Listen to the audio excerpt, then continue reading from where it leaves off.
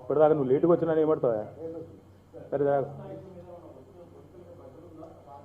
ఒక్కల మీద ఎందుకుందా, చాలా మంది మీద ఉంది. మీకు చెప్తానే ఉన్నా కదా, ఇప్పుడు సుజనా చౌదరి కాదు చాలా మంది మీద నువ్వు రా కేసులు మాఫ్ అనే మాట ఇప్పుడు నేను చెప్పుడు కాదు కదా, బీజేపీ ఎంపీ స్వయంగా చెప్తుండు. వాళ్ళ దొరిన పాటికెళ్ళి నేను మొత్తం పీస్ఫుల్గా అంటున్నాను ఒకటి అంటాడు, ఇంకోటేమో నేను బీజేపీ కాబట్టి నా మీద గీడీ రాదని ఇంకోటి అంటాడు. ఇక ఏముంది అలా కుల్లం అలా సీక్రెట్ ఏముంది పోయి, నాకు అర్థం కాదు. ఎస్ అలీ, నీకు నీ మాట ఏంటి, నీ పేరేంటి? సౌమ్య ఆరోపణలతోనే మీడియాలో మీరే ట్రయల్ చేస్తారు, మీరే తీర్పులు ఇస్తారు, వాట్సాప్లో వాడేవాడో చెప్తాడు, అయిపోద్దా? ఆగవా, వాట్సాప్లో చెప్పగానే అయిపోతాయి? వాట్సాప్ యూనివర్సిటీలో గిరగిర తిప్పి బద్నాం చేయగానే అయిపోద్దా? All I'm saying is allegations by enforcement directorate in this country, they have already registered more than 5,422 cases, conviction in only 23 cases. So what is happening in this country? They are using ED as a tool to harass other opposition parties.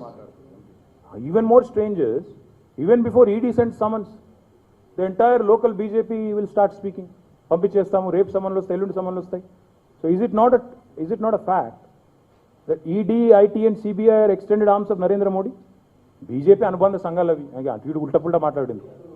BJP అనుబంధ సంఘాలుగా పనిచేస్తున్న తొత్తులు లాంటి సంస్థలు, వేట కుక్కలు లాంటి సంస్థలు ఏవైతున్నాయో వాటన్నిటికీ నేను ఒకటే చెప్తా ఉన్నా, నాట్ ఎవ్రీడే ఇస్ సండే. మోడీయే శాశ్వతం, మోడీయే మొత్తం అనుకొని మీరు అనుకుంటున్నారు. అందులో కూడా మేము చూస్తున్నాం, ఈడీ ఉన్నతాధికారికి 3 ఎక్స్టెన్షన్లు ఇస్తాడు రిటైర్ అయినాను. ఎల్ఐసి చైర్మన్కు 3 ఎక్స్టెన్షన్లు. ఎందుకు? అదాని గారి దానిలో డబ్బులు పెట్టాలి కాబట్టి, ఆయన చెప్పినట్టు ఆడాలి కాబట్టి ఎక్స్టెన్షన్.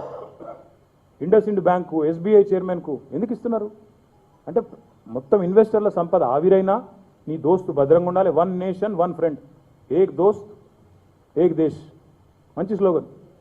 ఆయనను కాపాడాలి కాబట్టి ఎంతకన్నా పోదాం కాబట్టి ఇది చేయాలి, ఈ డ్రామా అంతా చేయాలి. నేను 100% చెప్తా ఉన్నా, రాజకీయపరమైన వేధింపును రాజకీయంగానే ఎదుర్కొంటాం. రాజకీయంగా మా మీద బురద జల్లి ఏదో కేసీఆర్ గారి మానసిక స్థైర్యాన్ని దెబ్బతీయాలనే చిల్లర ప్రయత్నం ఏదైతుందో తప్పకుండా దీన్ని రాజకీయంగానే ఎదుర్కొంటాం. లాస్ట్ టైం బీజేపీకి మన రాష్ట్రంలో 107 సీట్లలో డిపాజిట్ గల్లంతు చేసింది టీఆర్ఎస్. ఇప్పుడు మా పేరు మారింది, రైట్ కాదు రాంగ్ నువ్వు చెప్పేదాగు. 107 సీట్లలో నీకెందుకై అంత ఉత్సాహం? ఆగు, తొందరపడక ఎందుకు అంత ఆగం ఎందుకైతే? తొందరపడక. ఇగో ఇంకోటి చూపెట్టేది సినిమా చాలా ఉంది మీకు చూపెట్టేదాగు, నీ వెలుగు కదా నీ, చాలా ఉంది నీకు చూపెట్టే సినిమా. ఇగో బీజేపీ ఎంపీ ఆయన మాట్లాడిన మాటలు వినండి.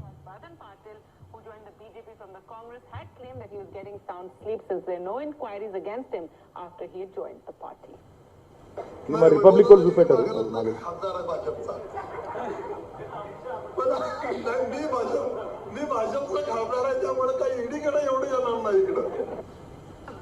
అంటే ఏమంటాడంటే ఆయన, మీకు మరాఠీ రాదు కాబట్టి చెప్తాను తెలుగులో.